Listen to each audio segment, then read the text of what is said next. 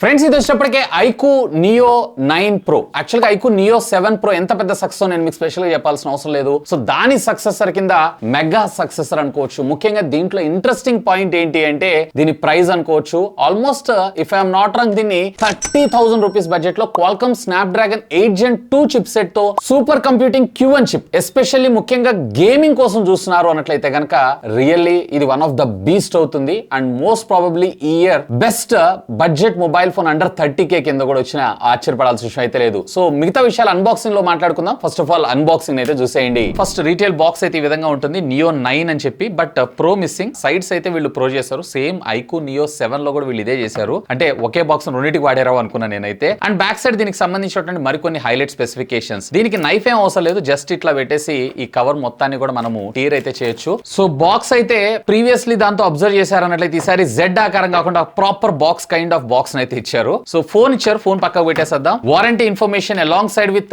Crystal clear transparent case ని మనకు provide చేశారు. 120 వాట్స్ ఆఫ్ ఫాస్ట్ చార్జర్ తో పాటు type c to type c, good మంచి విషయం. అండ్ దీంతో పాటు ఒక సిమ్ ఎజెక్టింగ్ పిన్ కూడా మనకు ప్రొవైడ్ చేయడం అయితే జరిగింది. నిజంగా ఐక్యూ మార్కెట్ లోకి వచ్చిన తర్వాత ఈ బడ్జెట్ సెగ్మెంట్ లో ముఖ్యంగా 15,000 రూపాయల నుంచి 30,000 రూపాయల బడ్జెట్ సెగ్మెంట్ లో మంచి స్మార్ట్ ఫోన్స్ తీసుకొస్తున్నారని చెప్పొచ్చు. ఫైనల్లీ మనకి ఇక్కడ డివైస్ ని ప్రొవైడ్ చేశారు. అండ్ వీళ్ళు మనకు ప్రొవైడ్ చేసినటువంటి TPU కేస్ ని కూడా మనం ఒకసారి ప్లేస్ చేసేది చూద్దాం. ఇక్కడ చూసారు కదా, వీటి క్వాలిటీ కూడా బానే ఉంది. బట్ యూస్ చేయగా ఇదైతే ఎల్లో కలర్ లో కంప్లీట్ అవడం జరుగుతుంది. సైడ్ కార్నర్స్ మనకి హైట్ కొంచెం అడ్జస్ట్మెంట్ ఇచ్చారు కాబట్టి ఫోన్ ఎప్పుడైనా పొరపాటున చేజారు ఇట్లా కింద పడ్డా గానీ ఇది డ్యామేజ్ అయ్యే అవకాశాలు కూడా తక్కువ. అఫ్ కోర్స్ ఇక్కడ మనకి గ్లాస్ ప్రొటెక్షన్ కూడా ఇస్తారు. అండ్ పైన స్క్రీన్ గార్డ్ కూడా మనకి అప్లై చేసి రావడం జరుగుతుంది. బట్ పర్చేజ్ చేసిన తర్వాత కంపల్సరీ మీరైతే ట్యాంపర్ గ్లాస్ అయితే యూస్ చేయండి. ఇందులో మీకు 2 కలర్స్ రావడం జరుగుతుంది. ఇక్కడ మీరు చూస్తుంది ఏదైతే ఉందో కాంకర్ బ్లాక్, బట్ దీనికన్నా ఫెరీ రెడ్ అయితే చూడండి. సో అది వచ్చేటప్పటికి మీకు డ్యూయల్ టోన్ తో రావడం జరుగుతుంది, రెడ్ అండ్ వైట్ కాంబినేషన్ లో. అండ్ ఇంట్రెస్టింగ్ గా అది వేగన్ లెదర్ తో రావడం జరుగుతుంది. వేర్ ఇది వచ్చేటప్పటికే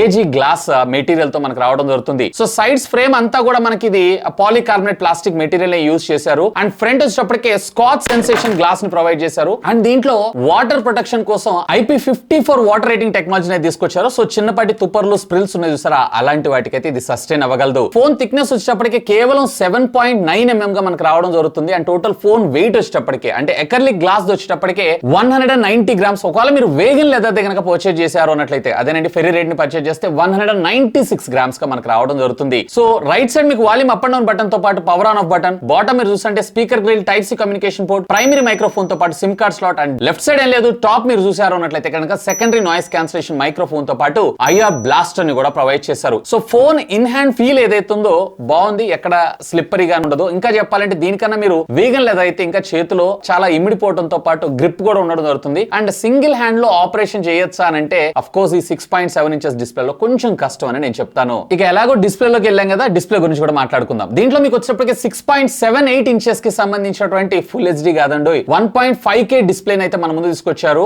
144 హెడ్ స్క్రీన్ రిఫ్రెష్ రేట్ తో. అంటే బేసిక్ గా ఫోన్ వాడుతున్నప్పుడు మీకు 120 పనిచేస్తుంది. ఒకవేళ గేమింగ్ కోసం డెడికేటెడ్ గా అందులో కూడా మీరు ఈ గేమింగ్ మోడ్ లోకి వెళ్ళి ఫ్రేమ్స్ ని యాడ్ చేశారు అన్నట్లయితే కనుక బెటర్ గేమింగ్ ఎక్స్పీరియన్స్ కోసం అక్కడ మీకు 144 హెడ్ స్క్రీన్ రిఫ్రెష్ రేట్ అయితే రావడం జరుగుతుంది. మిగతా యాప్స్ అన్నిటిలోనూ కూడా 120. అండ్ ఇందులో మనకి 10-bit ప్యానెల్ యూజ్ చేశారు. HDR10+ సపోర్ట్ చేయడం జరుగుతుంది. Even OTT apps like Amazon prime కావచ్చు, నెట్ఫ్లిక్స్ కావచ్చు, వాటన్నిటికి కూడా సర్టిఫికేషన్ అయితే వీళ్ళు తీసుకోవడం జరిగింది. అండ్ ఇది AMOLED డిస్ప్లేనే. అండ్ బై ద వే ఇందులో మనకి LTPO టెక్నాలజీ కూడా సపోర్ట్ చేయడం జరుగుతుంది. సో 1 హెడ్స్ నుంచి స్టార్ట్ చేసుకుని 120 హెడ్స్ దాకా ఇది వేరీ అవటం. ఇంకా చెప్పాలంటే బేసిక్ గా బ్యాటరీ పవర్ ని మనకి సేవ్ చేసుకోవడం కోసం ఇందులో 2000 heads of touch sample rate అయితే మనకు రావడం జరుగుతుంది. ఒకవేళ మీరు గేమింగ్ ఆడుతున్నారు అన్నట్లయితే కనుక అరౌండ్ 300 హెడ్స్ గా మనకు రావడం జరుగుతుంది. లాగ్ గానీ అలాంటివి అయితే ఎక్కడ మీరు గమనించరు. ఇందులో మీకు మాక్సిమం పీక్ బ్రైట్నెస్ ముఖ్యంగా చెప్పాలంటే HDR కంటెంట్ చూసినప్పుడు అప్ టు 3000 నిట్స్ దాకా వెళ్ళడం జరుగుతుంది. ఈవెన్ అవుట్డోర్ కండిషన్ లో విజిబిలిటీ కూడా చాలా క్లియర్ గా ఉంది. ఇక ఆడియో డిపార్ట్మెంట్ విషయానికి వచ్చారు అంటే ఇది డ్యూయల్ స్టీరియో స్పీకర్స్ రావడం జరుగుతుంది. అండ్ ఆడియో క్వాలిటీ అయితే వినేసేయండి.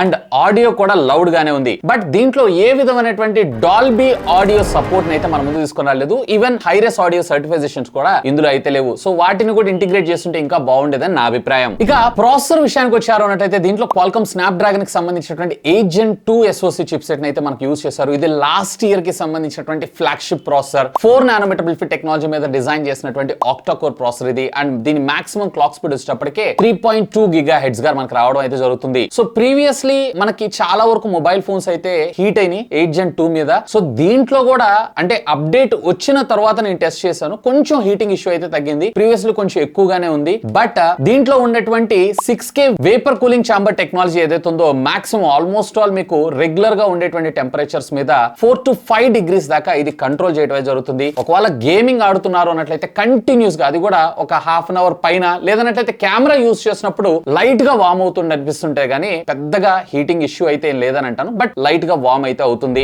ANTUTU బెంచ్ మార్క్ స్కోర్స్ విషయానికి వచ్చారు అన్నట్లయితే సుమారుగా 1,58,000 దాకా మనకి స్కోర్ చేయడం జరిగింది. ఈవెన్ గీక్ బెంచ్ స్కోర్స్ లో కూడా 738, అలాగే మల్టీ స్కోర్ లో వచ్చేటప్పటికి 3,324. CPU థ్రాటిల్ టెస్ట్ కూడా నేను చూశాను. ఇంట్రెస్టింగ్, ఎక్కడ ఇదైతే థ్రాటిల్ అవ్వట్లేదు. 90% దాకా మనకి పీక్ పెర్ఫార్మెన్స్ అయితే రావడం జరుగుతుంది. అంటే ఆప్టిమైజేషన్ ఏదైతే ఉందో చాలా బాగుందని చెప్పుకోవచ్చు. ఇంతేకాదు దీంట్లో మరొక Q1 కంప్యూటింగ్ చిప్ ని కూడా వీళ్ళు అడిషనల్ గా ఇన్సెట్ చేయడం అయితే జరిగింది. బేసిక్ గా దీని వల్ల వచ్చినటువంటి ఉపయోగం ఏంటి అంటే ఇది 2 సెగ్మెంట్స్ ని హైలైట్ చేస్తూ ఇంకా బెటర్ పెర్ఫార్మెన్స్, అంటే ప్రాసెసర్ మీద లోడ్ పడకుండా ఇది ఇంకా బెటర్ అవుట్పుట్ కోసం వర్క్ చేయడం జరుగుతుంది. ఒకటి వచ్చేటప్పటికి మనకి డిస్ప్లే, మరొకటి వచ్చేటప్పటికే ఇందులో ఉండేటువంటి గేమింగ్ కోసం. ముఖ్యంగా చెప్పాలంటే గేమ్ ఆడుతున్నప్పుడు మీకు 60 FPS ఉన్నా కానీ దాన్ని 144 FPS కి స్విచ్ చేయడం కోసం, అలాగే బెటర్ విజువల్ స్క్రీన్ ద్వారా మీరు పిక్చర్ అవుట్పుట్ చూడటం కోసం ఇదైతే మీకు చాలా బాగా ఉపయోగపడడం జరుగుతుంది. సో లోడ్ స్ప్లిట్ అవుతుంది కాబట్టి ఫోన్ అనేది హ్యాంగ్ కాకుండా, తక్కువ బ్యాటరీ పవర్ కన్సంప్షన్ తో ఎక్కువసేపు యూస్ చేసిన హీట్ అవ్వకుండా, ఇలాంటి ప్రాబ్లమ్స్ అన్నిటికీ ఇది సొల్యూషన్ అని చెప్పుకోవచ్చు. సో ఈవెన్ గేమింగ్ ఆడుతున్నా నాకు ఎలాంటి డిస్ట్రాక్షన్స్ అయితే లేదు. ఇన్ఫాక్ట్ ఇందులో మనకి LPDDR5 టెక్నాలజీకి సంబంధించినటువంటి ర్యామ్, అలాగే UFS 4.0 టెక్నాలజీకి సంబంధించినటువంటి స్టోరేజ్ అయితే యూస్ చేశారు. And read and right speeds కూడా నేను చెక్ చేశాను,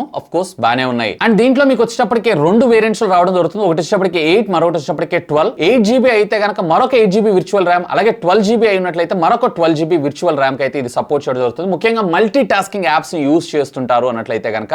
బట్ స్టోరేజ్ ఏదైతే ఉందో 256 మాత్రమే తీసుకొచ్చారు. 8K వీడియో రికార్డింగ్ కాంపాక్టబిలిటీ కూడా ఇచ్చారు కాబట్టి వీళ్ళు 512 కూడా తీసుకొచ్చుంటే ఇంకా బాగుండేదని నా అభిప్రాయం. ఇక ఆపరేటింగ్ సిస్టమ్ విషయానికి వచ్చారు అన్నట్లయితే కనుక ఎస్, దీంట్లో మనకి ఫన్ టచ్ OS తో రావడం జరుగుతుంది, వివో వాళ్ళకి సంబంధించింది. And Android 14 out of the box ఇచ్చారు, ఇది కొంచెం ఇంట్రెస్టింగ్ అనిపించింది. అండ్ మరొక 3 years of major security updates, అంటే 15, 16, 17 మీకు రావడంతో పాటు 4 years ఆఫ్ సెక్యూరిటీ ప్యాచెస్ అయితే వీళ్ళు మనకు ప్రొవైడ్ చేయడం జరుగుతుంది. OS అంతా బానే ఉంది కానీ అఫ్ కోర్స్ కొంత బ్లాట్వేర్ అయితే నేను ఇందులో అబ్జర్వ్ చేశాను. ఆ బ్లాట్వేర్ కూడా మీరైతే రిమూవ్ చేయొచ్చు. ఈవెన్ డైలర్ కూడా మనకి డిఫాల్ట్ డైలర్ ని మనకు ప్రొవైడ్ చేస్తారు. సో కాల్ రికార్డింగ్ అవతల వాళ్ళకి నోటిఫికేషన్ లేకుండా నిరభ్యంతరంగా యూస్ చేసుకోవచ్చు. ఇక వైర్ అండ్ వైర్లెస్ ఫీచర్స్ విషయానికి వచ్చారు అంటే దీంట్లో మనకు వచ్చినప్పటికీ డ్యూయల్ బ్యాండ్ వైఫై, బ్లూటూత్ 5.3 టెక్నాలజీతో పాటు వైఫై అలియన్స్ 7 కూడా సపోర్ట్ చేయడం జరుగుతుంది, 6E కాదు. And 11 bands of 5G networking technology support చేయడంతో పాటు వివో వైఫై కాలింగ్ సర్వీసెస్, అలాగే క్యారియర్ అగ్రిగేషన్ సపోర్ట్ కూడా మనకి ఇందులో తీసుకొని రావడం జరిగింది. ఇక సెన్సార్స్ విషయానికి వచ్చారు అన్నట్లయితే కనుక ఆల్మోస్ట్ ఆల్ అన్ని సెన్సార్స్ ఇంక్లూడింగ్ జైరోస్కోపిక్ సెన్సార్ ని కూడా మనకి ఇందులో ఇంటిగ్రేట్ చేయడం జరిగింది. Along side with a based face unlock and under display finger print scanner కూడా మనకి ఇందులో తీసుకొని రావడం జరిగింది. ఇది అల్ట్రా కాదు, నార్మల్ ఆప్టికలే. ఇక కెమెరా డిపార్ట్మెంట్ విషయానికి వచ్చారు అన్నట్లయితే రేర్ వచ్చేటప్పటికే ఫ్లాగ్షిప్ సెన్సార్ IMX920 సెన్సార్ అయితే మన ముందు తీసుకొచ్చారు, which comes with optical image stabilisation కూడా. ముఖ్యంగా లో లైటింగ్, నైట్ టైం ఫోటోగ్రఫీ ఏదైతుందో ఎక్స్ట్రాడినరీగా మనకు క్యాప్చర్ చేయడం అయితే జరుగుతూ ఉంటుంది. ఓమ్ని విజన్ కి సంబంధించినటువంటి మరొక 8 మెగాపిక్సెల్ వైడ్ యాంగిల్ సెన్సార్ కూడా మనం ముందు తీసుకొచ్చారు. పర్వాలేదు, క్వైట్ డీసెంట్ ఫోటోగ్రాఫ్స్ అయితే ఇది క్యాప్చర్ చేస్తుంది. ఎక్స్పోజర్ ని కొంచెం కంట్రోల్ చేస్తూ కలర్స్ ని బూస్ట్ చేసి చూపించుంటే ఇంకా బాగుండేదని నా అభిప్రాయం. సో ఫ్రెండ్స్, ఇక్కడ చూస్తున్నారు కదా కెమెరా శాంపిల్స్ ప్రైమరీ కెమెరా ద్వారా క్యాప్చర్ చేస్తుంది. పర్వాలేదు, దీని ద్వారా డెప్త్ ఆఫ్ ఫీల్డ్ ఏదైతే ఉందో చాలా బాగుంది. పోర్ట్రేట్ ఫోటోగ్రఫీ నిజంగా మీరైతే ఎంజాయ్ చేస్తారు. కలర్స్ కూడా పాప్ అవుతూ కనిపిస్తుంది. బట్ బ్యాక్గ్రౌండ్ లో ఎక్స్పోజర్ కంట్రోల్ ఏదైతే ఉందో ఇంకొంచెం బెటర్ గా ఉంటూ కలర్స్ ఇంకొంచెం బూస్ట్ చేస్తుంటే ఇంకా బాగుండేదని నా అభిప్రాయం. And of course ultra wide angle లో కూడా ఫీల్డ్ ఆఫ్ వ్యూ బానే ఉంది. బట్ అల్ట్రా వైడ్ యాంగిల్ లో HDR ఏదైతే ఉందో మరింత బెటర్ గాను, అలాగే కలర్స్ కూడా ఇంకొంచెం పాప్ అవుతూ తీసుకొస్తే మరింత బెటర్ గా ఉండేదని నా అభిప్రాయం. ఓవరాల్ గా పోర్ట్రేట్ ఎఫెక్ట్ లో మాత్రం ఫోటోగ్రాఫ్స్ అయితే ఫెంటాస్టిక్. వేర్ ఫ్రంట్ వచ్చేటప్పటికి వీళ్ళు 16 మెగాపిక్సెల్ కెమెరా తీసుకొచ్చారు. పర్వాలేదు, క్వైట్ డీసెంట్ ఫోటోగ్రాఫ్స్ అయితే మీరు క్యాప్చర్ చేయొచ్చు. వేర్ రేర్ వీడియో రికార్డింగ్ కాంపాక్టబిలిటీస్ లో కూడా 8K 30 FPS దాకా మీరు వీడియోస్ అయితే రికార్డ్ చేసుకోవచ్చు. ఈవెన్ మీకు 4K 30 అలాగే 60 FPS రెండిట్లో కూడా ఆప్టికల్ ఇమేజ్ స్టెబిలైజేషన్ అయితే సపోర్ట్ చేయడం జరుగుతుంది. ఫ్రంట్ లో కూడా మీకు వీడియో రికార్డింగ్ కాంపాక్టబిలిటీస్ విషయానికి వచ్చారంటే 1080 30 FPS దాకా మాత్రం మీకు వీడియో రికార్డింగ్ అయితే సపోర్ట్ చేయడం జరుగుతుంది. అట్లీస్ట్ వీళ్ళు 4K కూడా ఇంటిగ్రేట్ చేస్తుంటే బాగుండేదని నా అభిప్రాయం. అండ్ వీటితో పాటు మనకి ఇక్కడ IR బ్లాస్టర్ కూడా ఇచ్చారు. సో మీ ఎలక్ట్రానిక్ ఇంట్లో ఉన్నటువంటి ఏసీలు, టీవీలు ఇట్లాంటివి సరే వాటిని కూడా దీని ద్వారా అయితే మీరు కంట్రోల్ చేయొచ్చు. అండ్ దీంట్లో ఏ విధమైనటువంటి FM ని ప్రొవైడ్ చేయలేదు. ఇక బ్యాటరీ డిపార్ట్మెంట్ విషయానికి వచ్చారు అన్నట్లయితే ఇంట్రెస్టింగ్ గా ఇందులో మనకి 5160 mAh ఆఫ్ ద బ్యాటరీని అయితే మనకి ఇందులో తీసుకొని రావడం జరిగింది. Along side with 120 watts of fast charging. Battery backup విషయానికి వచ్చారు అన్నట్లయితే ఈవెన్ మీరు 5G యూస్ చేసిన వన్ డే ఎంత పెద్ద హెవీ యూజర్ అయినా కానీ, ఈవెన్ గేమింగ్ అలాగే కెమెరా ఇవన్నీ యూజ్ చేసినా కానీ, ఒకవేళ లేదు మోడరేట్ యూజర్ అయి ఉన్నట్లయితే కనుక 1.5 day to 2 days battery backup అయితే పక్కాగా రావడం జరుగుతుంది, ఇంటర్నెట్ యాక్టివేట్ చేసుకున్నా గానీ. అండ్ ఇది వచ్చేటప్పటికి 50% ఆఫ్ ద ఛార్జింగ్ జస్ట్ కేవలం మీకు 11 మినిట్స్ లో కంప్లీట్ అవడం జరుగుతుంది. అండ్ 0 to 100% ఛార్జ్ అవడానికి అప్రాక్సిమేట్లీ